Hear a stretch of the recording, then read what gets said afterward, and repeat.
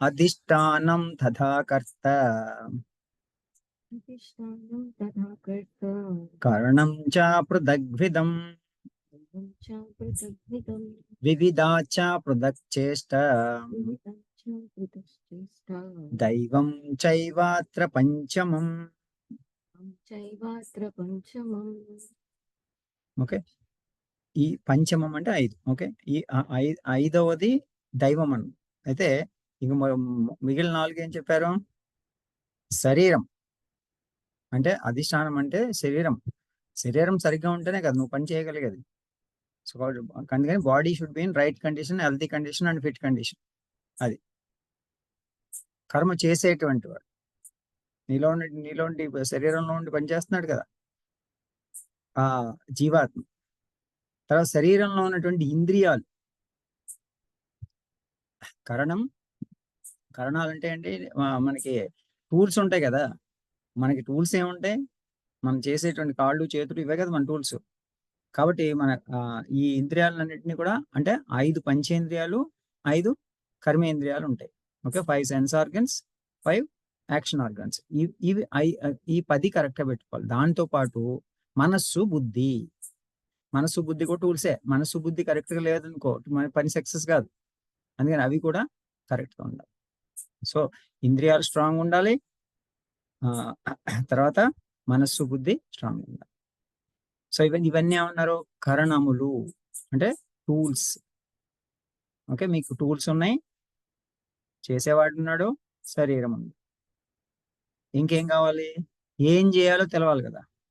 అందుకని చేయబడేటువంటి వివిధములైనటువంటి పనులు అని దాన్ని ప్రాజెక్ట్ ప్లాన్ అంటాం మనం. లిస్ట్ ఆఫ్ టాస్క్స్ మనం ముందు ప్లాన్ చేసుకోవాలి. ఏం చేయాలి, ఏది ఫస్ట్ చేయాలి, ఏది సెకండ్ చేయాలి, ఇవన్నీ లిస్ట్ చేసుకుని ఒక ప్లాన్ చేసుకుని ఆ విధంగా మనం చేస్తాం పని. అది ప్రాజెక్ట్ ప్లాన్ అంటాం. దాన్ని ఏమన్నారు? వివిధాచ పృథక్ చేష్ట అంటే రకరకములైనటువంటి అనేక రకాలైన పనులు ఉంటాయి కదా, ఆ పనులన్నీ లిస్ట్ అనమాట ఇది. ఓకే, ఇంకా ది ఎండ్ పంచమం ఏమన్నారు? దైవం చైవాత్ర పంచమం. దైవ బలం అనేటువంటిది 5వది. ఇందులో ఏ ఒక్కటి లేకపోయినా నీ పని సక్సెస్ కాదు. కాబట్టి ఏ పని చేయాలన్నా, అది ఆఫీస్లో ప్రాజెక్ట్ అవ్వచ్చు, లేదంటే ఇంట్లో పని అవ్వచ్చు, నీ పర్సనల్ పని ఏదైనా కానీ ఈ 5 కరెక్ట్గా ఉంటేనే అవుతాయి, సక్సెస్ అవుతాం. కాబట్టి ఈ 5టిని కరెక్ట్గా పెట్టుకోవాలి. కరణములు అంటే ఏంటి? పరికరాలు కదా, పనిముట్లు. కరణములు ఏ పనిముట్టు సరిగ్గా పని చేయకపోయినా నీకు ఇబ్బంది. అంటే ఏదైనా పని చేస్తాం అనుకో, ఆ పనిముట్టు దెబ్బతింది, మళ్ళీ రిపేర్ చేయించుకుంటే కానీ పని చేయదు కదా. అందుకని శరీరంలో ఉండేటువంటి పనిముట్లన్నీ కూడా కరెక్ట్గా ఉండేటట్టు మనం చూసుకోవాలి. మనం రోజు యోగ సాధన ఎందుకు చేస్తాము? సాధన చేస్తేనే నీకు ఇవన్నిటి కూడా కంట్రోల్లో ఉంటాయి, కరెక్ట్గా ఉంటాయి. అందుకని యోగ సాధన చేసేది. నువ్వు ఏ పని సక్సెస్ అవ్వాలన్నా యోగ కర్మసు కౌశలం. తప్పనిసరిగా నువ్వు యోగ సాధన చేసి ఇవన్నిటిని కూడా, ఈ టూల్స్ అన్నిటిని కూడా స్ట్రాంగ్ ఉంచుకుంటే, కండిషన్లో ఉంచుకుంటే పని సక్సెస్ అవుతుంది. అదనమాట. అందులో ఆ టూల్స్ లో భాగంగా ఇంకేమన్నా ఇంద్రియాలతో పాటు మనస్సు ఉంది, బుద్ధి ఉంది. అవన్నిటిని కూడా యాక్టివేట్ చేసేది అది యోగ సాధన. అందుకని అవన్నిటిని కూడా నువ్వు తప్పనిసరిగా లైన్లో కండిషన్లో పెట్టుకోవడం కోసం నిత్య యోగ సాధన అత్యవసరము, తప్పనిసరి. అది మళ్ళీ ఇది అనుకుంటారేమో, ఆప్షనల్లో సరే చూద్దాం అని అనుకుంటారేమో. కాదు, భోజనం కంటే కూడా ముఖ్యమైనటువంటి సాధన. అర్థమైందా? సో తప్పనిసరిగా యోగ సాధన చేయాలి. అది నువ్వు ఎన్నిసార్లు భోజనం చేస్తావో అన్నిసార్లు బాగా యోగ సాధన చేసి చెయ్యి, అప్పుడు కరెక్ట్గా ఉంటుంది. అది అంతే తప్ప భోజనాలు చేసేస్తూ సాధన చేయకపోతే ఏమవుతుంది? ఏం ఉపయోగం లేదు. దానివల్ల నీకేం శక్తి ఏం రాదు. నిజమైనటువంటి శక్తి సామర్థ్యాలు పెంచుకోవాలంటే సాధన చేయాలి. ఆ సాధన నుంచే వస్తుంది. శివాజీ అంత గొప్పవాడు ఎలా అయ్యాడు, అంత శక్తిమంతుడు ఎలా అయ్యాడు? సాధన. ఆధ్యాత్మికంగా ఎంతో తపస్సు చేశాడు. వారు ప్రత్యక్షమయ్యారు, ఖడ్గాన్ని ఇచ్చారు. ఒక ఖడ్గాన్ని ఇచ్చారు, తిరుగులేని ఖడ్గం అనమాట.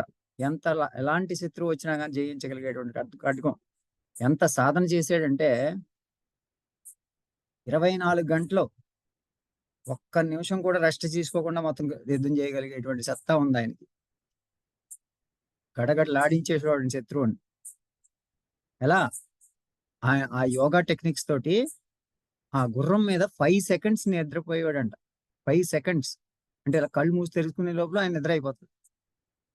ఆ తర్వాత మళ్ళీ యుద్ధమే. మళ్ళీ 5 సెకండ్స్ అంటే గుర్రం మీద మళ్ళీ ఎక్కువ నిద్రపోతే ఏమవుతుంది? ఆ గుర్రం పడిపోతాడు కదా! అంత పోరాట పటిమనమాట. అంత శక్తి సామర్థ్యాలు. గుడాకేశ అంటారు అర్జునుడిని. ఎవరు? శ్రీకృష్ణ పరమాత్మ. గుడాకేశుడు అంటే ఏంటి? నిద్రను జయించినటువంటి అంటాడు అర్జునుడు. నిద్ర హారము ఏమి లేకపోయినా కానీ ఎంత కాలమైన పోరాడగలిగేటువంటి శక్తి సామర్థ్యాలు అంటున్న వాడు అర్జునుడు. అలాంటి అర్జును యొక్క శక్తి సామర్థ్యాలు ఎలా వచ్చినాయి ఆయనకి? తపస్సు, సాధన ద్వారా వచ్చినాయి. అలాంటి సామర్థ్యాన్ని సాధన ద్వారానే సంపాదించుకోవాలన్నమాట. శక్తి సామర్థ్యాలు. అది మనస్సు, శరీరము, ఇంద్రియాలు అన్నిటికీ సంబంధించింది. తర్వాత షార్ప్ ఇంటలెక్ట్, మరి బుద్ధి కూడా కరెక్ట్ గా ఉండాలి. నువ్వు మంచి డెసిషన్ మేకింగ్ తీసుకోవాలి. మళ్ళీ తప్పుడు డెసిషన్ తీసుకున్నా కానీ నువ్వు ఫెయిల్ అవుతావు. అందుకని ఆ డెసిషన్ మేకింగ్ కూడా బుద్ధి కరెక్ట్ గా ఉండాలి. కాబట్టి ఆ బుద్ధిని కూడా సరైన మార్గంలో డెసిషన్ మేకింగ్ పవర్ కరెక్ట్ గా ఉండేటట్టు చెయ్యగలిగేది సాధన. కాబట్టి సాధన అనేటువంటిది అందరూ తప్పుడు నిర్ణయాలు తీసుకుని ఫెయిల్ అవడానికి కారణం ఏంటనుకున్నారు? సాధన లేక అన్నమాట.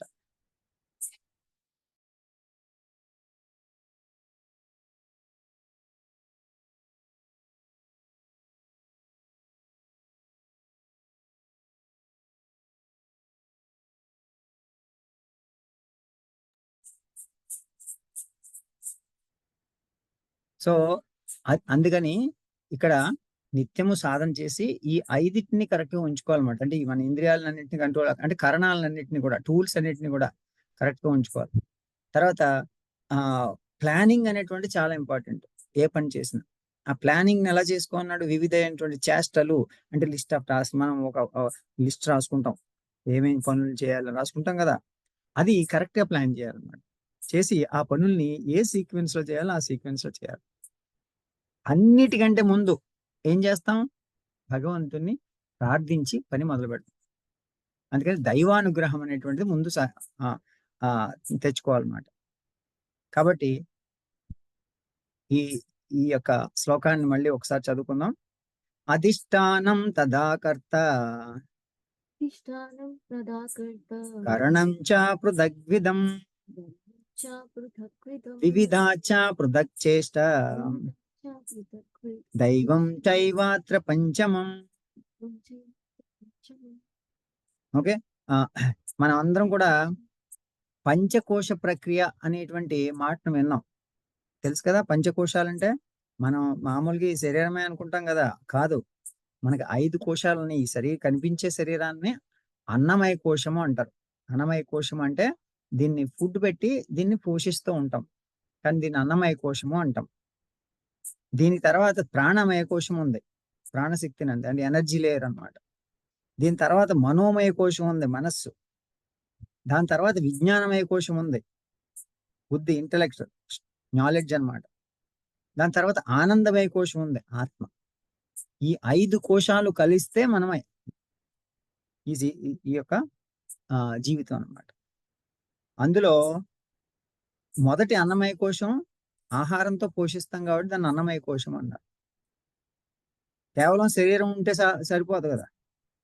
ఎందుకంటే శరీరము జడమైనటువంటిది, దాంట్లో ప్రాణం లేదు, శక్తి లేకపోతే ఏం చేస్తుంది? నువ్వు శరీరాన్ని ఏం చేయగలవు? ఏం చేయలేవు. కాబట్టి అందులో ప్రాణం ఉండాలి. ప్రాణశక్తి ఎలా? ప్రాణాలు ఎన్ని ఉంటాయి? 5 ప్రాణాలు ఉంటాయి, పంచ ప్రాణాలు. ఏమంటాయి? ప్రాణ, అపాన, వ్యాన, ఉదాన, సమాన 5 ఉంటాయి అన్నమాట. ఈ 5 ప్రాణాలు ఎవరికైతే కరెక్ట్ గా ఉంటాయో వాళ్ళు ఆరోగ్యవంతులుగా ఉంటారు. కాబట్టి ఈ 5 ప్రాణాలని కరెక్ట్ గా ఉంచేది ఏంటి? ప్రాణాయామం. అందుకే మనకి ప్రాణాయామం ఇచ్చింది. సో కాబట్టి ఈ అన్నిటిని బ్యాలెన్స్డ్ గా ఉంచుకుంటే మనసు కరెక్ట్ గా ఉంటుంది, శక్తి కరెక్ట్ గా ఉంటుంది, అన్ని కరెక్ట్ ఉంటుంది, బుద్ధి కరెక్ట్ ఉంటుంది. కాబట్టి 5టిని కరెక్ట్ గా ఉంచుకోవాలి. నీ డైజెషన్ బాగుంటుంది, ఆకలి, అన్ని, నిద్ర అన్ని కరెక్ట్ గా ఉంటాయి అన్నమాట. అందుకని బ్లడ్ సర్క్యులేషన్ కరెక్ట్ గా ఉంటుంది, బీపీ లేకుండా ఉంటుంది. కాబట్టి ఈ 5టిని కరెక్ట్ గా ఉంచుకోవాలన్నమాట. అందుకని నిరంతరం కూడా మన సాధనలో ప్రాణాయామం అనేటువంటిది మనకు ఒక పార్ట్. ఈ 5 ప్రాణాలు కూడా వాయువుల రూపంలో మన శరీరంలో చలిస్తూ ఉంటాయి అన్నమాట. ప్రాణమేమో నీ యొక్క ఊపిరితిత్తుల ఏరియాలో ఉంటే, అపానమేమో నీ యొక్క ఈ పొట్ట పై భాగంలో ఉంటుందన్నమాట. అపానం. వ్యానము అంటే శరీరం అంతా కూడా బ్లడ్ సర్క్యులేషన్ తీసుకెళ్ళి లేదంటే వ్యానమే. ఆ వ్యానం లేకపోతే సర్క్యులేషన్ ఉండదు. అదనమాట. ఉదానము నీకు మళ్ళీ ఏదైనా లోపల ఏదైనా వచ్చిందనుకో, ఎక్కులు రావడం కానీ, తుమ్ములు రావడం కానీ, దగ్గు రావడం, ఏదో రూపంలో బయటికి రావాలి కదా అది. దాన్ని బయటికి నెట్టేది ఉదానం, పైకి వచ్చేది. ఆ పైకి వచ్చేవన్నీ అవి ఉదానం. సమానము, మరి నిన్ను అరిగించాలి కదా, నువ్వు తిన్నదంతా అరిగించాలి. దేని అరిగిస్తుంది? సమాన వాయువు అనమాట. మరి అరిగిపోయింది బయటికి గంటాలి కదా, ఏది గంటుతుంది? అపాన వాయువు అనమాట. సో అలా ఈ 5 వాయువులు కరెక్ట్గా ఉంటేనే అన్ని కరెక్ట్. కాన్స్టిపేషన్ ప్రాబ్లం వచ్చింది ఎందుకు వస్తుంది? గ్యాస్ట్రిక్ ట్రబుల్ వస్తుంది ఎందుకు వస్తుంది? అపాన వాయువు కరెక్ట్గా లేదు, సమాన వాయువు కరెక్ట్గా డైజెషన్ లేదు, ఇలా అనమాట. సో అన్నిటినీ ఇంబ్యాలెన్స్ లేకుండా కరెక్ట్గా బ్యాలెన్స్డ్గా ఉంచుకునే పద్ధతిని మనం యోగ సాధన అంటాం అనమాట. అంత గొప్ప సాధనని మన మహర్షులు మనకి ఇచ్చారు. సో తెలివైన వాడు ఎప్పుడు కూడా దాని సాధన తీసుకుని అటువంటి మంచి సాధనలన్నీ చేసుకుంటూ గొప్పగా తయారవుతాడు. అంతేగాని ఈ పిచ్చి పిచ్చిగా చూడు అందరూ ఇప్పుడు ఉన్నారు కదా, అసలు ఆ తెలివి తక్కువ రకాలన్నీ కూడా అజ్ఞానులు అనమాట. పనికి మాలిన పనులు చేస్తూ ఉంటారు కంటే ఈ యోగ సాధనకు టైం ఉండదు, అలా ఉంటారు అనమాట. సో అలాంటి పద్ధతిలో ఉండొద్దు. కాబట్టి నిత్యము యోగ సాధన అనేటువంటిది ప్రతి మనిషికి అవసరము. అది ఒక మతం తోటి, ఒక కులంతో సంబంధం లేదు. అది అలా చేయగలిగితే, చేయకపోతే నీకే నష్టం. చేస్తే నువ్వు అన్ని విధాలా నువ్వు గొప్పవాడవుతావు, నువ్వు ముందుకెళ్తావు. కాబట్టి నిన్ను ముందుకు తీసుకెళ్లే పద్ధతి, నిన్ను డెవలప్ చేసుకునే అవకాశము నువ్వు చూసుకోవాలి, నీ చేతిలో ఉంది. కాబట్టి నువ్వు సాధన చేసుకో, నువ్వు మంచిగా తయారవు. సో ఈ 5 ప్రాణాలు కూడా ఈ వాయువుల రూపంలో శక్తిని, చలనాన్ని కలిగిస్తా ఉన్నాయి మనలో. ఈ ప్రాణాలు పోయినాయి అనుకోండి, ప్రాణం పోయిందంటే ఏంటి? పంచ ప్రాణాలు పోతాయి అనమాట. 5 పోతాయి, ఒక్కొక్కటి వదిలేస్తుంది. అంతేనా, ఒక్కొక్కటి వదిలేస్తుంది అనమాట. సో అది ఒక సీక్వెన్స్ లో పోతా ఉంటాయి. ఆ పంచ ప్రాణాలు పోయినాయి అనుకోండి, ఏం చేస్తారు? తీసుకెళ్ళి కాల్చి పడేస్తారు, శరీరాన్ని తీసుకెళ్ళి పూర్తి చేస్తారు. అంతేనా? సో కాబట్టి అందుకని ఈ ప్రాణాలు జాగ్రత్తగా మనం ఇంప్రూవ్ చేసుకుంటూ వెళ్ళాలి. ఆ ప్రాణశక్తిని ఎంత పెంచుకుంటూ నువ్వు అంత శక్తివంతుడు అవుతావు. ఇంకా 3వది మనోమయ కోశం, మనసు ఎప్పుడు కూడా వివిధమైనటువంటి ఆలోచనలతోటి, బయట విషయాలతోటి అలా నిండిపోతూ ఉంటుంది, కోరికలతో నిండిపోతూ ఉంటుంది. అలాంటి మనసుని ఎప్పుడైతే నువ్వు సద్భావంతోటి, భక్తి భావంతో, మంచి ఆలోచనలతోటి నింపి భగవద్ధ్యానంలో మనసుని నిమగ్నం చేస్తే అది శక్తివంతం అవుతుంది, ఆధ్యాత్మికంగా ఎదుగుతుంది. కాబట్టి ఆ పనిలో ఉండు. అనవసరమైనటువంటి టెన్షన్లు ఎందుకు పెట్టుకుంటాను? అవసరమే లేదు.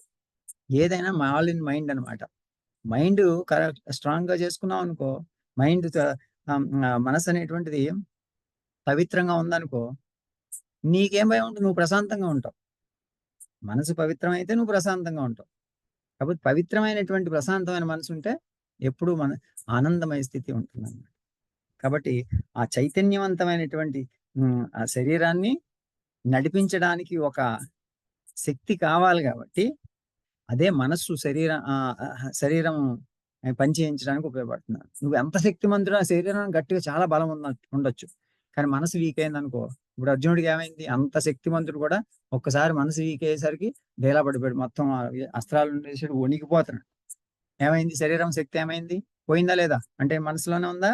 సో మైండ్ చెబుతుంది. ఆ మైండ్ పవర్ పోయిందంటే, మైండ్ కరెక్ట్ గా పని చేయకపోయిందంటే, భయం వచ్చిందంటే అక్కడ ప్రాబ్లం వచ్చేస్తుంది అన్నమాట. అందుకని మైండ్ని చాలా జాగ్రత్తగా చూసుకోవాలమ్మా. మైండ్ ఏమాత్రం నువ్వు సరిగ్గా చూసుకోకపోయినా ఇబ్బందే. అందుకని సాధనలో ఈ మనస్సుకు సంబంధించినవే ఉంటాయి అన్ని. పతంజలి మహర్షి రాసిన యోగ సూత్రాలు గాని, భగవద్గీతలో శ్రీకృష్ణ పరమాత్మ చెప్పిన మనసుని ఏ విధంగా అదుపు చేసుకోవాలనేటువంటి యోగ సూత్రాలన్నీ కూడా మనకి ఇచ్చి ఉన్నారు.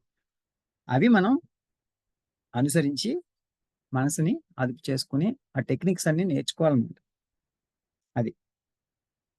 సో కాబట్టి మనసు చేసేటువంటి పనులు మంచివా చెడ్డవా చేయదగినవా కాదా అనేటువంటి నిర్ణయం తీసుకునేటువంటి శక్తి ఒకటి ఉండాలి కదా! దాన్నే విచక్షణ జ్ఞానము అంటారు. ఉన్నటువంటిదే బుద్ధి అన్నమాట. దాన్నే విజ్ఞానమయ కోశము అంటారు. నెక్స్ట్ కోశం. మూడో కోశం మనోమయ కోశం. నాలుగోది విజ్ఞానమయ కోశం. విజ్ఞానమయ కోశం మనసుకి చెప్పితే ఆ మనసు బుద్ధి ఏదైతే చెప్తుందో అది మనసు వినాలి. నాకు కుదరదు నేను విననని చెప్పేసి దీని ఇష్టం వచ్చినట్టు చేసిన దానికి ఏమవుతుంది? నీకు జ్ఞానం ఉంది. మంచేదో చెడేదో తెలుస్తుంది. దాన్ని బట్టి మంచిని చేయమంటావు. చెడుని వదిలేయమంటావు. కానీ మనసు వినలేదనుకో నీ మాట ఏమవుతుంది? ఇబ్బంది. అందుకని మనసును అదుపు చేసుకునేటువంటి టెక్నికే మనఃప్రశమనాయ ఉపాయః ఇతి యోగః. అందుకని సాధన చేసి మనసుని కంట్రోల్‌లో పెట్టుకొని బుద్ధి చెప్పిన విధంగా మనసు నడుచుకుని కంట్రోల్ చేసుకోవాలన్నమాట. అదనమాట. అంటే జ్ఞానం ఏదైతే చెప్తుందో, మంచేదో చెడేదైతే చెప్తుందో, ఆ విచక్షణ జ్ఞానంతోటి మనసుని నడిపిస్తే ఆ శరీరము అన్నీ కూడా కరెక్ట్‌గా నడుస్తాయి. కాబట్టి ఈ విజ్ఞానమయ కోశం అనేటువంటిది శరీరము, మనస్సు, బుద్ధి 3 కలిసి చేసేటువంటి పనుల వలన కలిగేటువంటి వికారమే ఆనందము. ఈ 3 కలిసి చేస్తాయి చూసారా?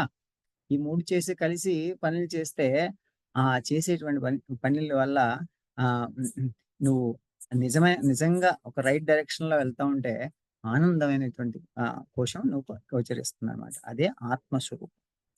దాన్నే మనం మనలో ఉన్నటువంటి అజ్ఞానం వలన ఆనందం అనుకుంటాం. కానీ నిజంగా అది ఆనందం కాదు. అజ్ఞానంతో కూడినటువంటి ఆనందం కాబట్టి చిన్న చిన్న ఆనందాలన్నీ మీకొచ్చేటువంటివన్నీ ఆ సెన్సరీ ప్లెజర్స్, నాలుకకి తినేటువంటివి, ఈ చూసేటువంటివి అవన్నీ కూడా ఆనందాలు కాదమ్మా. ఇంకా ఆనందం వరకు ఎక్కడ వెళ్ళట్లేదు. నువ్వు ఇంకా అక్కడే ఉండిపోయావు. మనసు దగ్గరే ఉండిపోయావు. అక్కడ ఆనందం ఉండదు. కాబట్టి ఆనందము అనేటువంటిది ఎక్కడ ఉంటుంది? ఐదో కోశం. అది అది అది నువ్వు. అంటే నువ్వే ఆనందము. మళ్ళీ నువ్వు ఆనందం కావాలనుకుంటావేటి? ఆనందమే నువ్వు. మరి అలాంటప్పుడు ఆనందమయ కోశమే నువ్వు. ఈ కోశాలన్నీ నీకు చెందినటువంటివి అంతే. కానీ నువ్వెవరు? ఆనందమయ కోశం. ఆ యొక్క ఆత్మస్వరూపం. అది ఆనందమయం అన్నమాట. సో, ఇవన్నీ కూడా శరీరము ఇవన్నీ కూడా ఏంటి? స్థూల శరీరం. శరీరం అంటే స్థూలం. అంటే కంటికి కనిపిస్తది. శరీరం, స్థూల శరీరం అంటే. అన్నమయ కోశం అంటే మనకు కనిపించేదన్నమాట. రెండోది సూక్ష్మం. అంటే ప్రాణం కనిపిస్తుందా? కనిపించదు. మనస్సు కనిపిస్తుందా? కనిపించదు. బుద్ధి కనిపించదు. ఈ 3 ఏంటి? సూక్ష్మ శరీరం అన్నమాట. ఈ మూడిటిని కలిపి అహంకారము అని అంటారన్నమాట. ఈ 3 కలిసి సూక్ష్మ శరీరం అవుతాయి. సో, కాబట్టి సూక్ష్మ శరీరం ఎలా ఉంటే దాన్ని బట్టే నీ జీవితం నడుస్తుంది. అంటే ప్రాణమయ, మనోమయ, విజ్ఞానమయ కోశాల సమ్మేళనమే సూక్ష్మ శరీరం అన్నమాట. అది. వలన కలిగేటువంటి ఆనందమే అదే కారణ శరీరం. అంటే వీటి వలన కలిగేటువంటి కారణ శరీరం, క్యాజువల్ బాడీ. అర్థమైందా? సో, ఇవి మనకి 3 శరీరాలు ఉంటాయన్నమాట అలా. సూక్ష్మ శరీరము, స్థూల శరీరం అంటే ఇది. సూక్ష్మ శరీరము కనిపించదు కంటికి. తర్వాత కారణ శరీరము. అది. శరీరాలు ఉంటాయన్నమాట. కానీ మన ఈ యొక్క ఏవైతే చేసినటువంటి సంస్కారాలన్నీ ఉంటాయో అవన్నీ కూడా నీ సూక్ష్మ శరీరంలో స్టోర్ అయి ఉంటాయి. ఈ అన్నమయ కోశం పోయినప్పటికి కూడా దీన్ని కాల్చేస్తారు. ఇది పోతది. కానీ నీ సూక్ష్మ శరీరం నీతో వస్తది. నీ సంస్కారాలన్నీ నీతో వస్తాయి. నువ్వేమేం తప్పులు చేసావు, ఏం పాపాలు చేసావు అన్నీ కూడా ఎక్కడికే పోవు. మొత్తం అన్ని దాంట్లో. అది ఎవరో చిత్రగుప్తుడు ఎక్కడో కూర్చొని ఏం రాయడు. నీ మనసు, నీ బుద్ధి నీ కూడానే వస్తూ ఉంటాయి. ఎక్కడ వదిలిపోవు. కాబట్టి ఎక్కడో ఉండవన్నమాట. సో, అది గుప్తంగా నీలో ఉంటుంది కాబట్టి చిత్రగుప్తుడు అన్నాడన్నమాట. సో, గుప్తంగా నీలోనే ఉన్నాయి. దాక్కునే ఉన్నాయి.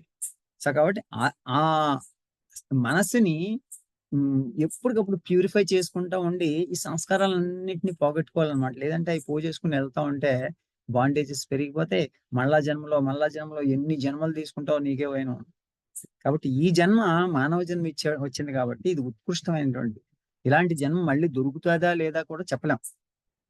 కాబట్టి వచ్చిన జన్మను ఉపయోగించుకో. ఇప్పుడు ఏదో ఊరికే టైం పాస్ చేసేసి ఏదో వచ్చింది కదా! నేను హ్యాపీగా ఎంజాయ్ చేయొచ్చని ఈ ఈ యొక్క తాత్కాలికమైనటువంటి ఆనందాల కోసం నువ్వు నీ జీవితాన్ని వృధా చేసుకుంటే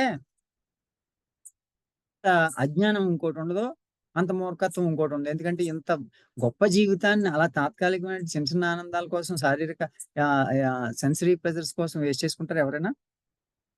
అజ్ఞానులే వేస్ట్ చేసుకుంటారు.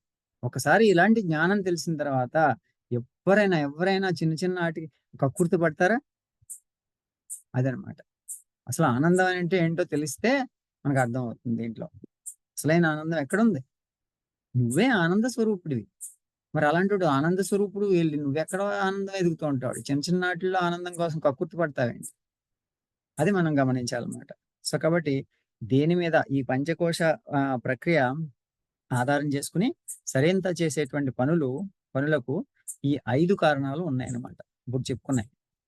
సో, అని మనకి పరమాత్మ ఇక్కడ వివరిస్తూ ఉన్నారు.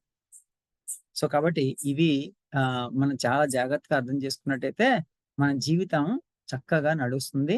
మన ప్రీవియస్ సంస్కారాస్ అన్నిటిని కూడా క్లియర్ చేసుకొని ఆహ్, ఆహ్, బాండేజెస్ అంటే ఏంటి? మనకున్నటువంటి భవబంధాలన్నిటిని కూడా పూర్తిగా తొలగించుకొని లిబరేషన్ మోక్షాన్ని పొందగలుగుతాం అన్నమాట. అదే మోక్ష సన్యాస యోగం. లాస్ట్ చాప్టర్‌లో చెప్పింది. అందుకని మనకి ఇంత వివరంగా పరమాత్మ చెప్తున్నారు. 15వ శ్లోకం. శరీరావాన్మనోభిర్య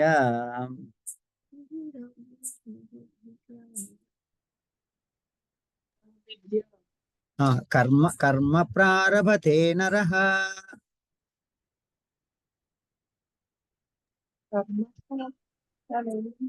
న్యాయం వా విపరీతం వా పంచైతే తస్య హేతవః.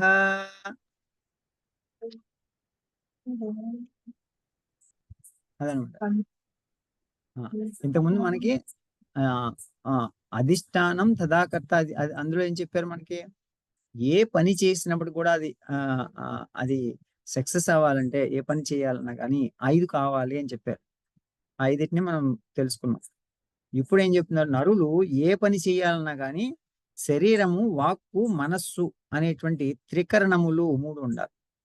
శరీరం ఉండాలి, వాక్కు ఉండాలి, మనస్సు ఉండాలి. ఈ 3 వేటిల్లో ఏది లేకపోయినా పనవ్వదు. వీటితో చేసే అన్ని రకములైనటువంటి న్యాయమైనటువంటి, అన్యాయమైనటువంటి చేయవలసిన, చేయకూడనటువంటి పనులకు పైన ఆహ్, చెప్పబడినటువంటి 5 కారణములు అయి ఉన్నాయన్నమాట. ఆ 5 కారణాలతోటే చేస్తాం. సో, కాబట్టి అవి న్యాయంగా, ధర్మంగా, ఒక సక్రమ మార్గంలో చెయ్యవలసిన పనే చెయ్యాలి అంటే మన మనస్సు కరెక్ట్‌గా ఉండాలి. ఇవన్నిటిని లైన్‌లో పెట్టుకోవడానికి అందుకనే సాధన నేను చెప్పిందని. సో, మానవుడు ఏ పని చేయాలన్నా కానీ, ఆ పని న్యాయమైనదా? అన్యాయమైనదా? చట్టబద్ధమైందా? చట్టవిరుద్ధమైందా? శాస్త్ర విహితమైందా? శాస్త్ర విరుద్ధమైందా? అనేది ఎవరు చెప్తారు? ఎవరు చెప్తారు? ఎవరైనా చెప్తే వింటావా నువ్వు? నీ మనసే చెప్పాలి నీకు. కాబట్టి కార్యమైనా దాన్ని ముందు మనసుతో సంకల్పిస్తావు. ఈ పని చెయ్యాలి అని చెప్పినటువంటి సంకల్పం ఎక్కడొస్తుంది? నీ మనసులోనే గదా! బుద్ధితో మంచి, చెడు విచారించాలి ముందు చేసే ముందు. మనసులో ఆలోచన వచ్చేసిందంటే సరిపోలే. అది మంచిదా? చెడా? మనసు చేసేస్తానంటే ముందుకెళ్ళిపోతూ ఉంటది. అప్పుడేం జేయాలి? బుద్ధి చెప్తది. నో. ఇది కరెక్ట్ కాదు. మంచిది కాదు అని చెప్తది. కానీ మనసు వింటదా? ఆ కంట్రోలు ఎవరైతే చేసుకుంటారో వాళ్ళ మనసు వాళ్ళ మాట వింటది. ఎవరైతే సాధనలో ఉంటారో. ఎవరైతే సాధన చెయ్యరో వాళ్ళ మనసు వాళ్ళ మాట వినదు. అందుకని వాళ్ళు నాశనం అయిపోతారన్నమాట. అందుకని మనల్ని మనం ఎప్పుడు నాశనం చేసుకోకూడదు అని చెప్పేసి మనకు ఆల్రెడీ 4 చాప్టర్‌లో చెప్పుకున్నాం.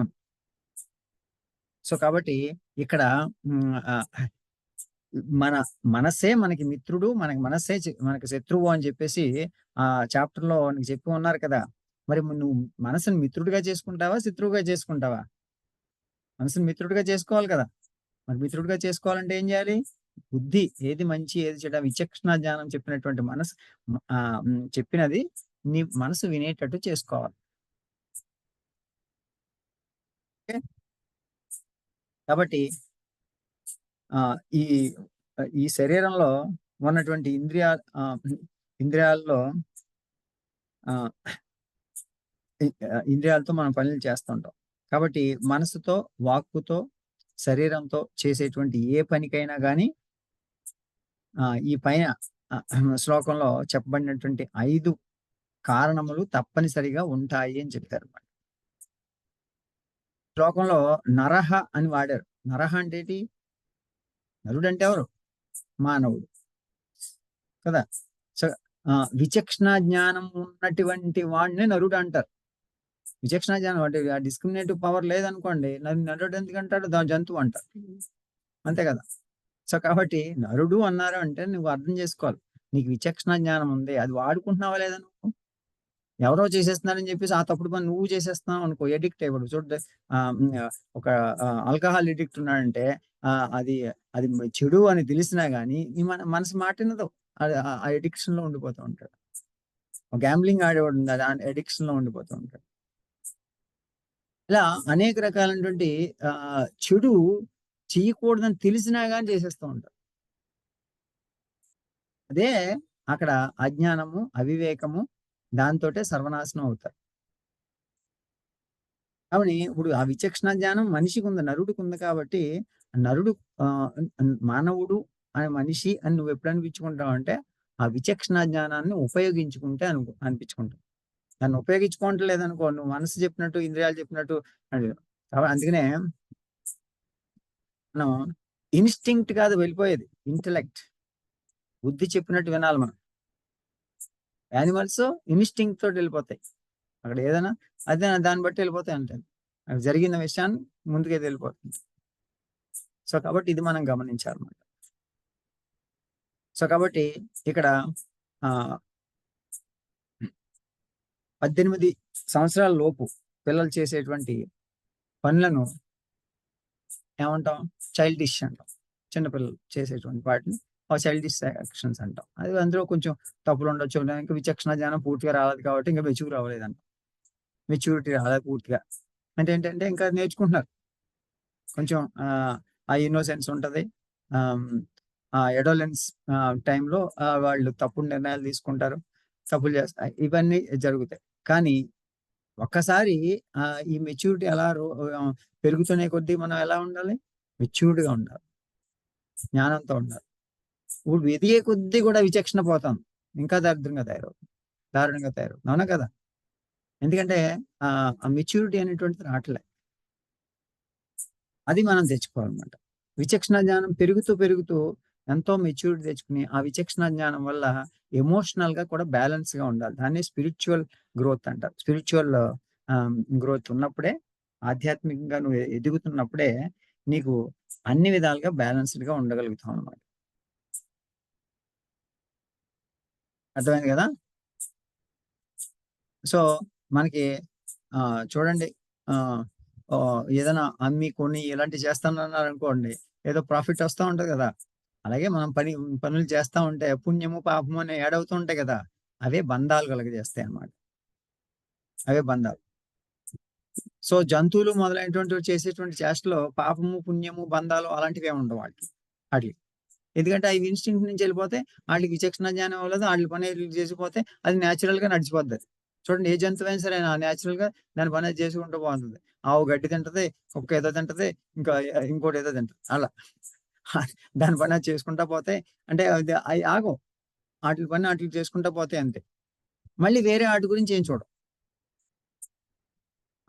సో కానీ ఒక హ్యూమన్ బీయింగే మిగిలిన వాటిని కూడా అనవసరంగా చావగొట్టేస్తాడు. అన్నిటిని హింస చేస్తాడు. అనేక రకాలైనటువంటి ఇబ్బందులు పడతాడు. అన్ని జీవరాశుల్ని కూడా నష్టం చేస్తాడు. ప్రకృతిని నష్టం చేస్తాడు. ఏ జీవరాశిని చేస్తుందండి ప్రకృతి నష్టం? మరి ఒక మనిషి మరి జ్ఞాని అంటామా, అజ్ఞాని అంటామా చెప్పండి? ఎంత అజ్ఞాని ఇప్పుడు ఈ రకంగా చూసుకుంటే? అన్యాయాలే చేస్తున్నాడు కానీ మనిషి న్యాయం చేస్తున్నాడా? న్యాయం చేయట్లేదు. సో మనసుతో సంకల్పించేటువంటి పనులు వాళ్ళకి ఇష్టమైంది కాబట్టి అవతలోడికి నష్టమైనది అని వాడు చేసుకుంటూ పోతుంటాడు. అంటే మనకి ఇష్టమైందా చూసుకుంటాం తప్ప అది ప్రపంచానికి లోకానికి ఏమన్నా అవతల వాళ్ళకి ఏమైనా ఇబ్బంది అవుతుందా అనేటువంటి ఆలోచన విచక్షణ లేకుండా ప్రవర్తిస్తున్నాడంటే వాడు నరుడు అంటావా మానవుడు అంటావా? అందుకనే మానవత్వం ఉన్నటువంటి వాడే మనిషి. అంటే ఎవరికి మన చేసేటువంటి పని వల్ల ఎవరికి ఏ జంతువుకి కూడా ఇబ్బంది కలగకూడదు అనేటువంటి విచక్షణ ఎవరికైతే ఉంటుందో వాళ్ళే మానవులు. అదే మానవత్వము. Think about others. అవతల వాళ్ళ కష్టాన్ని అర్థం చేసుకోవాలి. అవతల వాళ్ళ బాధను అర్థం చేసుకోవాలి. దానికి తద్విధంగా సహకరించాలి. అప్పుడు మానవులు అంటాం మనం. సో చేతులు కాళ్ళతో చేసేటువంటి కర్మలకు ఈ పైన చెప్పేటువంటి 5 కారణాలు ఉంటాయి. ఆ కారణాలకు మనకి ఇక్కడ పంచకోశాలు చెప్పుకున్నాం కదా! విచక్షణ జ్ఞానంతో ప్రవర్తిస్తేనే ముందుకెళ్ళగలుగుతాము. 16వ శ్లోకం.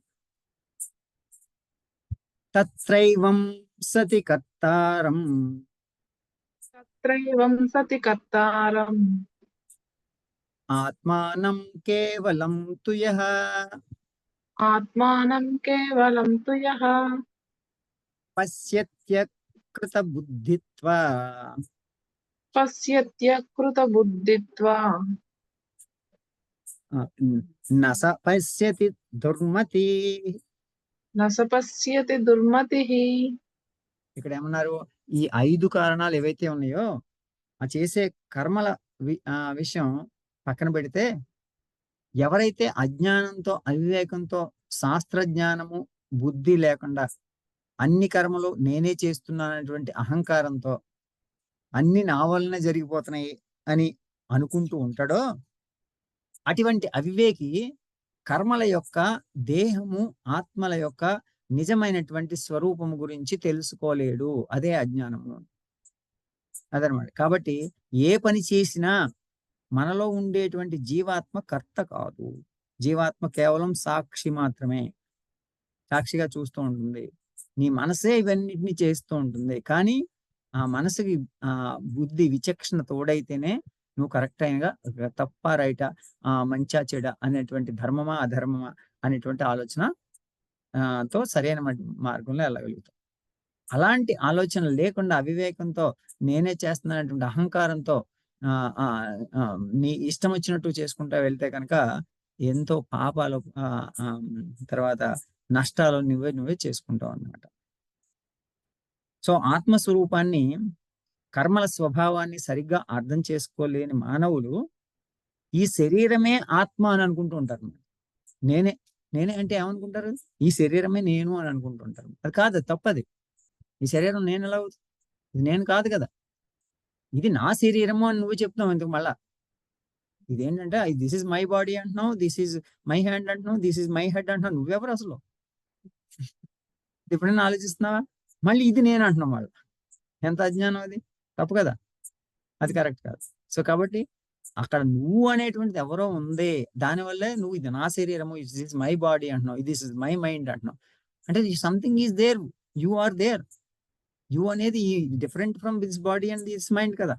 Because you are saying this body is belong to me అంటున్నావు, this mind is belong to me అంటున్నావు, this I is belong to me అంటున్నావు. ఇవన్నీ పార్ట్లను నీకు ఐడెంటిఫై చేయగలుగుతున్నావు కదా. మరి అలా ఐడెంటిఫై చేయగలిగే నువ్వు ఎవరు అని మనం ఆలోచించాలన్నమాట. అదే మనకి రమణ మహర్షి ఇచ్చినటువంటి గొప్ప సందేశం అనమాట. ఆత్మ పరిశీలన. నిన్ను నువ్వు తెలుసుకో, నేను ఎవరిని అనేటువంటి తెలుసుకో. అప్పుడు నీకు ఆత్మ పరిశీలన ద్వారా, సెల్ఫ్ ఇంట్రోస్పెక్షన్ ద్వారా నీకు ఆత్మజ్ఞానం కలుగుతుంది అని చెప్పారు. నువ్వు పరిశీలించుకో. ఆ నువ్వు అనేటువంటి అవివేకంలో ఇది నేను అని చెప్పేసి అహంకారంతో ఎప్పుడైతే ఉంటావో, ఇదంతా శాశ్వతం అని ఎప్పుడైతే అనుకుంటావో, ఇదంతా ఎంతసేపు పోవాలంటే ఎంతసేపు పడుతుంది? ఒకసారి అలా ఏదైనా ఇప్పుడు చూడండి, మొన్న లాస్ ఏంజల్స్ లో ఏమైంది? మొత్తం కాలిపోయినాయి అన్ని. మొత్తం కంప్లీట్ సిటీ అంతా కూడా మొత్తం కాలిపోయింది. ఫ్లైట్లు, కార్లు, బిల్డింగ్లు మొత్తం నైట్ లేచిపోయినాయి అంతే. ఎంత డబ్బులు పెట్టి, ఎంత ఖర్చు పెట్టి, ఎంతో ఆస్తి ఇది అది అనుకుని చెప్పేసి విరవీగా ఏముంటది? కాబట్టి అవన్నీ కూడా కేవలం బూడిదైపోవడానికి ఒక్క నిమిషం చాలు. కాబట్టి ఇవన్నీ శాశ్వతం అనుకోవడం అనేటువంటి అజ్ఞానం ఇంకొకటి ఉండదు అన్నమాట. కాబట్టి ఇవి అనిత్యము అనిత్యము. ఎప్పుడైనా సరే మేము మెడిటేషన్ లో కూర్చున్నప్పుడు కూడా ఇదే భావంతో ఉండాలి. ఇవన్నిటికీ టెన్షన్ పడుతూ ఉంటావు. ఏం టెన్షన్ పడతావు? ఇవన్నీ ఒక బుడగలాంటివి, ఎప్పుడైనా పోవచ్చు. వీటి గురించి ఎందుకు టెన్షన్ నీకు? సో కాబట్టి నువ్వు ఎవరు అనేటువంటిది ఆలోచించి నువ్వు ఆత్మజ్ఞానం కోసం ప్రయత్నించు. అది నువ్వు చేయాల్సిన పని. ఇవన్నీ ఏం ఉండవు. వీటిని పట్టుకుని ప్రాకులాడడం ఏం ఉపయోగం లే, పోయేటువంటివే. కాబట్టి ఏ పని చేసినా గానీ మనలో ఉండేటువంటి జీవాత్మ కర్త కాదు అనేటువంటి విషయాన్ని తెలుసుకుని, జీవాత్మ కేవలం సాక్షి కాబట్టి మనం చేసేటువంటి పనులన్నీ కూడా ఈ 5 5తో కూడితేనే ఏ పైన నెరవేరుతుంది అనేటువంటి విషయాన్ని మనం గ్రహించి సక్రమ మార్గంలో మనం పని చేసుకుంటూ వెళ్ళాలన్నమాట. ఓకే. ఆత్మస్వరూపాన్ని, కర్మల స్వభావాన్ని సరిగ్గా అర్థం చేసుకోలేనటువంటి మానవులు ఈ శరీరమే ఆత్మ అనుకుంటూ ఉంటారు కదా, అంతా నేనే చేస్తున్నాను అనుకుంటారు కదా, అహంకారంతో విర్రవీగుతూ ఉంటారు కదా. సో అంత మళ్ళీ కొంతమంది ఏంటి, ఇంకా వాళ్ళు అంత నా మహిమే అని చెప్పేసి ఈ దేహాభిమానం పెరిగిపోయి ఈ దేహానికి పూజలు కూడా చేయించుకుంటూ ఉంటారు. ఇట్లాంటివి అవివేకులు ఉంటుంటారు. అంటే ఇంకా ఇంకా అసలే అజ్ఞానం పెరిగిపోయిందిరా అంటే కొంతమంది స్వామీజీలు వచ్చి ఇంకా అజ్ఞానం పెంచేస్తుంటారు. అట్లా ఉంటుంది అన్నమాట. అందుకని వివేకానంద ఊరుకోలే ఎవరినే, మొత్తం అందరిని ఏకి పడేసాడు. మొత్తం is equally potential and divine అన్నాడు అంతే. Teach your self, teach every one the real nature of the self అన్నాడు. అది అంతేగాని ఊరికి అందరినీ మనం బిలీవ్ చేయడు, అందరూ ఏదో ఊహించేసుకోవడం ఏం లేదు. అందరూ we are all equally potential and divine. మనం అందరూ ఆత్మస్వరూపులం అని చెప్పి ఆ తత్వాన్ని మనకు బోధించాడు ఆయన. అదే ఇప్పుడు శ్రీకృష్ణ పరమాత్మ ఇది దీంట్లో భగవద్గీతలో ఇంత క్షుణ్ణంగా మనకి చెప్తూ ఉన్నారు అనమాట. సో అవివేకంతో ఇవన్నీ ఇలా మాట్లాడేటువంటి మాటలన్నీ కూడా శరీరం అనేటువంటి భావంతో మాట్లాడే మాటలే కదా. అందుకే అకృత బుద్ధిత్వాత్ అన్నారు ఇక్కడ. దుర్మతి అని అన్నారు. అంటే దుర్మతి అంటే ఏంటి? మతి అంటే అక్కడ బుద్ధి అనమాట. ఆ బుద్ధి అనేటువంటి స్థిరమైనటువంటి బుద్ధి లేనటువంటి వాడు అని అక్కడ. పరిపక్వత చెందినటువంటి బుద్ధి లేనటువంటి వాడు. దుర్మతి అంటే వాడికి మతి ఉంది కానీ అది కలుషితమైనటువంటి మతి. మతి లేనివాడు ఏంటంటే మతి లేదు అంటాం, కానీ మతి ఉండి అది కలుషితమైంది అనుకోండి, దట్స్ కంటామినేటెడ్. దట్ కంటామినేటెడ్ మతి ఈజ్ కాల్డ్ దుర్మతి. ఎందుకంటే కంటామినేషన్ వల్ల ఏమవుతుంది, అన్ని తప్పుడు ఆలోచనలు ఆలోచిస్తూ ఉంటాడు, తప్పుడు పనులు చేస్తుంటాడు, నిజాన్ని చూడలేడు. సో కాబట్టి ఆ భ్రమలో ఉంటాడు అనమాట. అటువంటి దుర్మతులు ఆత్మస్వరూపమును చూడలేరు, నిజం ఏదో తెలుసుకోలేరు. నేనే ఈ శరీరము, ఈ పనులు నా వల్లనే జరుగుతున్నాయి అనేటువంటి మూఢత్వంలో ఉంటారన్నమాట. అందుకని ఆత్మానం కేవలం అంటే ఏంటి? ఈ ఆత్మకు ఏ కర్మ చేయాలని కానీ, కర్మఫలములను అనుభవించాలని కానీ ఎక్కడా ఉండదు. కానీ అందుకనే ఆత్మస్థితిలో ఉన్నావు అనుకోండి, ఇవన్నీ నీకేం అసలు నిన్నేమి చేయలేవు. నువ్వు ఆత్మస్థితిలో ఉన్నావు, ఆత్మస్వరూపం నీ సహజమైనటువంటి స్థితిలో ఉండు. ఎప్పుడు సహజమైనటువంటి స్థితిలో ఉండు. ఒక కళ్ళు మూసుకుని ఆత్మస్వరూపం ఎక్కడ ఉందా అని చెప్పేసి అక్కడ ఎత్తుకోక్కర్లే. ఎప్పుడు ఆత్మస్వరూపంలో ఉండు, పరిశుద్ధంగా ఉండు. ఆత్మశుద్ధ సత్వ చైతన్య స్వరూపం అని తెలుసుకో. ఆ చైతన్యాన్ని నీలో ఎప్పుడు కూడా నింపుకుని ఉంచుకో.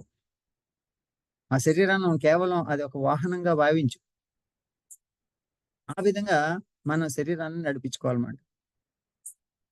దానికి ఏది అంటే అప్పుడు ఏముంటుంది, ఇవన్నీ అటాచ్మెంట్లు ఏమి ఉండవు మనకి, ఒక్క క్షణంతో పోతాయి అన్నమాట. అంటే all bondages can be cutout. దేంతో కట్ చేయమన్నారు? మనకు ఆల్రెడీ చెప్పారు కదా. ఏ ఖడ్గంతో చెప్పమన్నారు? వైరాగ్యమైనటువంటి ఖడ్గంతో కట్ చేయమన్నారు. వైరాగ్యమైనటువంటి ఖడ్గం, అన్అటాచ్మెంట్, వైరాగ్యమైనటువంటి ఖడ్గంతో కట్ చేయమని చెప్పారు. మనం పురుషోత్తమ ప్రాప్తి యోగంలో చెప్పుకున్నాం ఇది. ఇవన్నీ కూడా ఓడల్లాగా బాండేజెస్ అన్ని వచ్చేస్తా ఉన్నాయి. ఆ బాండేజ్ అన్ని ఎలా కట్ చేసుకోవాలంటే వైరాగ్యం అనే ఖడ్గాన్ని తీసుకుని కట్ చేసేయి అన్నారంతే. అందుకని ఆ వైరాగ్యం ఉంటేనే చూడండి, మనం భోజనం చేసే ముందు ప్రార్థన మళ్ళీ గుర్తు పెట్టుకోండి, ఒకసారి గుర్తు తెచ్చుకోండి. ఏమంటాం? అన్నపూర్ణే సదాపూర్ణే శంకర ప్రాణవల్లభే జ్ఞాన వైరాగ్య సిద్ధ్యర్థం భిక్షాందేహి చ పార్వతి అంట. జ్ఞానము వైరాగ్యం అంట. అసలు వైరాగ్యం ఉంటేనే కదా జ్ఞానం వచ్చేది. వైరాగ్యం అంటే ఏంటి? వైరాగ్యం అంటే ఇవన్నిటి కూడా విరక్తి, ఇవన్నిటి మీద, ఈ తాత్కాలికమైనటువంటి వేటి ఉన్నటువంటి వీటి మీద నీకు ఇంట్రెస్ట్, డిటాచ్మెంట్, కంప్లీట్ డిటాచ్ అయిపోయావు. కట్ చేసేసినప్పుడు నీకు నీ యొక్క నిజస్వరూపం నీకు తెలుస్తుంది. అదే ఆత్మజ్ఞానం. జ్ఞాన వైరాగ్య సిద్ధ్యర్థం అంటే జ్ఞానము వైరాగ్యం ఇచ్చే తెలుసుకోవడం కోసం, ఆ జ్ఞానం అటువంటి జ్ఞానం తెచ్చుకోవడం కోసం నాకు భోజనం పెట్టమ్మా అని. అసలు నువ్వు ఎందుకు బతుకుతున్నావు, ఎందుకు తింటున్నావు అని అనుకోవడానికి భోజనం చేసే ముందు నువ్వు ఒకసారి మళ్ళీ గుర్తు తెచ్చుకుంటున్నావు. నా లక్ష్యం అది జ్ఞానము, ఆత్మజ్ఞానం పొందడం కోసమే నేను బతుకుతున్నాను అనేటువంటి విషయం మనం గుర్తుపెట్టుకోవాలి. Like why to fuel the vehicle when you don't know where you want to go? Correct. So కాబట్టి ఫస్ట్ నువ్వు have to fix the goal. అందుకనే ఫస్ట్ సెంటెన్స్ లోనే చెప్పారనమాట. ఏమన్నారు? లెండి, మేల్కొనండి, నిద్రపోకంటారు నాయన, మేల్కొనండి, గమ్యం చేరే వరకు ఆగకండి. ఎక్కడ కూడా గమ్యం చేరే, గమ్యం అంటే ఇక్కడ తెలుసుకోవాలి. గమ్యము, ఏ గమ్యం అన్నారు ఆయన చెప్పింది ఏంటి అసలు విషయం? గమ్యం అంటే ఆ జ్ఞానం అనమాట. అటువంటి జ్ఞానాన్ని నువ్వు సంపాదించాలి. సో కాబట్టి ఆత్మస్వరూపానికి, మన స్వరూపానికి శుద్ధ చైతన్యం అనేటువంటిది కాబట్టి దానికి ఏ చెడు అంటుకోదు, ఏ మంచి అంటుకోదు. అది సూర్యకాంతి చూడండి, సూర్యకాంతి ఒక మురికి కాలువలో పడింది అనుకోండి, ఆ మురికి కాలువ వాసన ఏమన్నా సూర్యకాంతికి అంటుకుంటుందా? అంటుకోదు.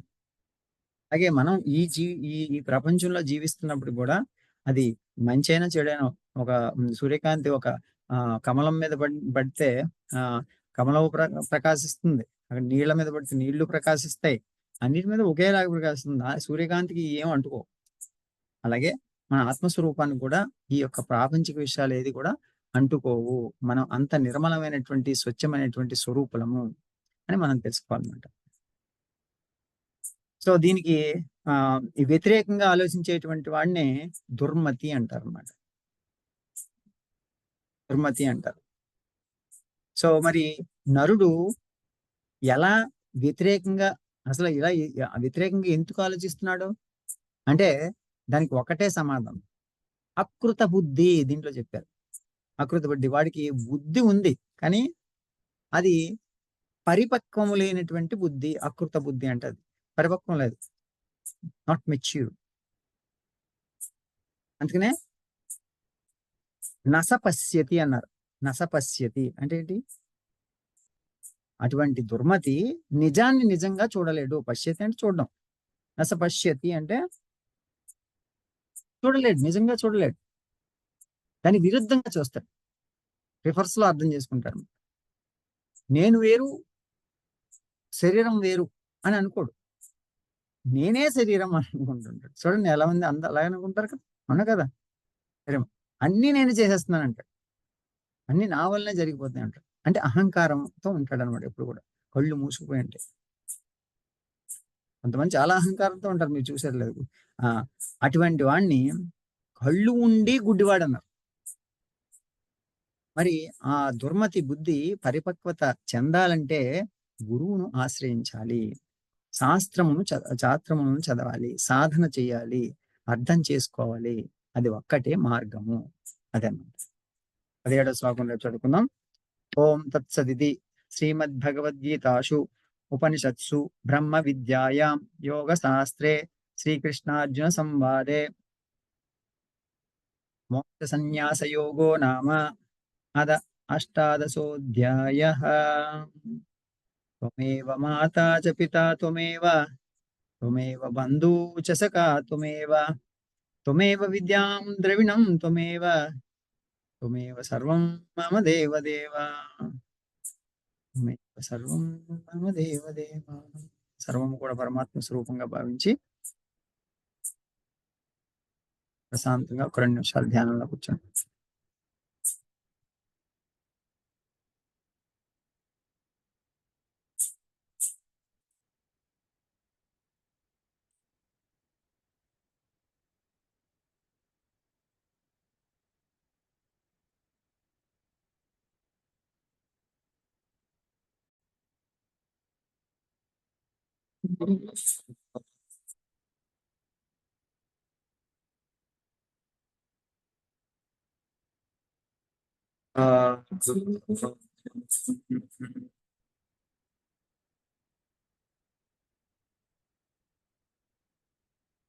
సుదేవసుతం దేవం కంసచానూరమర్దనం దేవకీ పరమానందం కృష్ణం వందే జగద్గురుం కృష్ణం వందే జగద్గురుం. శాంతి శాంతి శాంతి. లోకా సమస్తా సుఖినో భవంతు, సర్వే జనా సుఖినో భవంతు. ఈశ్వర బృందానం కాయాన వాచా మనసేంద్రియర్వా బుద్ధ్యాత్మా వృత్తే స్వభావాత్ కరోమి యద్యత్ సకలం పరస్మై నారాయణాయ సమర్పయామి. ఓం తత్సత్. శ్రవం శ్రీకృష్ణార్పణమస్తు.